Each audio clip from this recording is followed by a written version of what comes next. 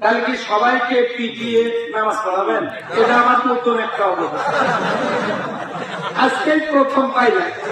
আচ্ছা, হিন্দু, বৌদ্ধ, খ্রিস্টান, উপজাতি, আমরা কি তাদেরকেও বাধ্য করবো? আচ্ছা, আমরা ভাই শেখানো মুসলিম যারা, তাদেরকে শেখানো হয় যে জামাতের লোকেরা মসজিদে মসজিদে কোরআন তেলাওয়াত শেখায়, তা আমরা নামাজ শেখানোর ব্যবস্থা করবো। পড়বেন না পড়বেন সেটা আপনার ব্যাপার। হ্যাঁ, এই যে আমার নামের আগের দিকে আমি মোহাম্মদ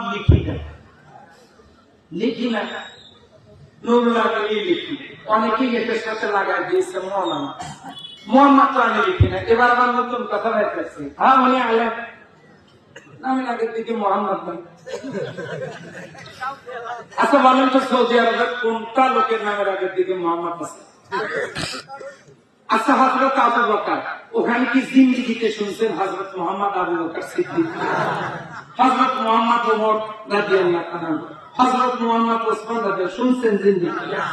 সুতরাং ভাই, আমার সম্পর্কে কিছু বলবার আগে আমি মানুষ, আমার ত্রুটি থাকতে পারে, আপনারা আয়নার মতো হন, আমার ক্ষেত্রে সামনে নেন।